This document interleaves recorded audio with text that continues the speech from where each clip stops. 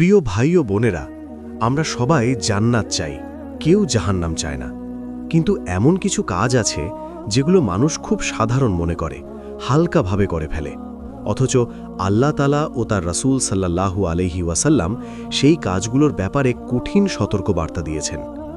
আজ আমরা জানব সেই 5টি ভয়ঙ্কর কাজ সম্পর্কে যেগুলো মানুষকে জাহান্নামের দিকে ঠেলে দেয়।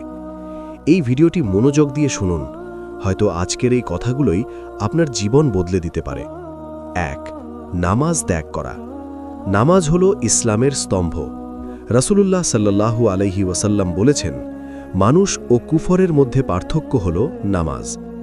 কোরআনে আল্লাহ বলেন, সূরা মুদ্দাসির 42-43, জাহান্নামবাসীরা জিজ্ঞাসা করবে, তোমাদেরকে কি জিনিস সাকার অর্থাৎ জাহান্নামে নিক্ষেপ করেছে? তারা বলবে, আমরা নামাজ আদায়কারী ছিলাম না। ভাবুন, প্রথম কারণই হচ্ছে নামাজ না পড়া। আজ আমরা কত অজুহাত দেই, সময় নেই, কাজ আছে, ঘুম পাচ্ছে। কিন্তু কিয়ামতের দিন যখন প্রশ্ন হবে, কেন নামাজ পড়োনি, তখন কোনো অজুহাত চলবে না। নামাজ শুধু ফরজ নয়, এটা আল্লাহর সাথে সম্পর্ক। যে ব্যক্তি ইচ্ছাকৃতভাবে নামাজ ছেড়ে দেয়, সে নিজের হাতেই নিজের ক্ষতি করছে। আজ থেকে নিয়মিত 5 ওয়াক্ত নামাজ শুরু করুন। নামাজ আপনাকে জাহান্নাম থেকে বাঁচাবে। 2. শিরক করা, অর্থাৎ আল্লাহর সাথে কাউকে শরিক করা। এটাই সবচেয়ে বড় গুনাহ। সূরা নিসা 48 নম্বর আয়াতে আল্লাহ বলেন, নিশ্চয়ই আল্লাহ শিরক ক্ষমা করেন না, এর নিচের গুনাহ যাকে ইচ্ছা ক্ষমা করেন। শিরক মানে শুধু মূর্তি পূজা নয়।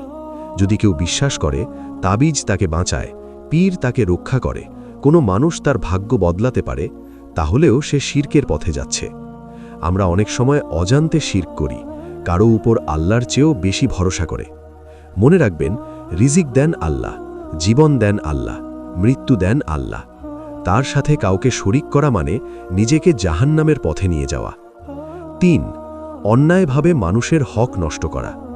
কিয়ামতের দিন সবচেয়ে কঠিন হিসাব হবে মানুষের হকের। রাসূল বলেছেন, কিয়ামতের দিন যার কাছে কারো হক থাকবে, তাকে দুনিয়ার আমল দিয়ে তা শোধ করতে হবে। ভাবুন, আপনি নামাজ পড়েছেন, রোজা রেখেছেন, হজ করেছেন, কিন্তু কারো টাকা মেরে খেয়েছেন, কারো মানহানি করেছেন, কারো উপর জুলুম করেছেন। তাহলে কিয়ামতের দিন আপনার নেক আমল নিয়ে নেওয়া হবে। যদি আমল শেষ হয়ে যায়, তখন তার গুনাহ আপনার উপর চাপিয়ে দেওয়া হবে। জাহান্নাম শুধু নামাজ না পড়ার কারণে নয়, মানুষের হক নষ্ট করার কারণেও। আজ যদি কারো হক নষ্ট করে থাকেন, ক্ষমা চান, ফিরিয়ে দিন, ঠিক করে নিন। 4. সুদ খাওয়া। আল্লাহ ও তার রাসূলের সাথে যুদ্ধ ঘোষণা।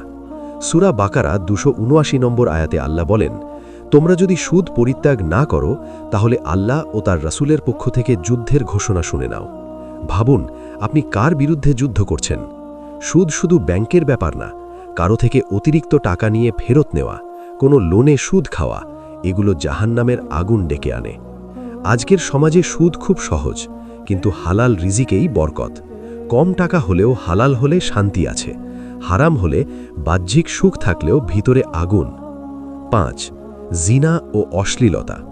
আজকের যুগের সবচেয়ে বড় ফিতনা। কোরআনে আল্লাহ বলেন, তোমরা জিনার কাছেও যেও না। সূরা ইসরা 32। দেখুন, আল্লাহ বলেননি শুধু জিনা করো না, বলেছেন কাছেও যেও না। অশ্লীল ভিডিও দেখা, অশ্লীল চ্যাট করা, হারাম সম্পর্কে জড়ানো, সবই সেই পথে নিয়ে যায়। রাসূল সাল্লাল্লাহু আলাইহি ওয়াসাল্লাম বলেছেন, চোখের জিনা আছে, হাতের জিনা আছে। এই গুনাহ সমাজ ধ্বংস করে, পরিবার ভাঙে, ঈমান দুর্বল করে। আজ যদি আপনি এই ফিতনায় জড়িয়ে থাকেন, তাওবা করুন। আল্লাহ দয়ালু, কিন্তু আশার কথা আছে। হ্যাঁ, এসব কাজ জাহান্নামের পথ, কিন্তু দরজা এখনও বন্ধ হয়নি। যতদিন নিঃশ্বাস আছে, ততদিন তাওবার সুযোগ আছে। আল্লাহ বলেন, হে আমার বান্দারা, যারা নিজেদের উপর জুলুম করেছ, আল্লাহর রহমত থেকে নিরাশ হয়ো না। সূরা জুমার 53। আপনি যত বড় গুনাহগার হন, আল্লাহ তার চেয়েও বড় ক্ষমাশীল। আজ সিদ্ধান্ত নিন, 5 ওয়াক্ত নামাজ, শিরক থেকে দূরে থাকা, মানুষের হক আদায়, সুদ ত্যাগ, পবিত্র জীবনযাপন। শেষ কথা, জাহান্নাম কোনো গল্প নয়, এটা বাস্তব। আগুনের তাপ 70 গুণ বেশি, খাবার হবে কাঁটার মতো, পানি হবে ফুটন্ত, কিন্তু আমরা চাই জান্নাত। আজকের এই ভিডিও যদি আপনার হৃদয়ে লাগে তাহলে দেরি করবেন না, আজ থেকেই বদলে যান, কারণ মৃত্যু কখন আসবে আমরা জানি না। আল্লাহ আমাদের সবাইকে জাহান্নামের আগুন থেকে হেফাজত করুন। আমিন।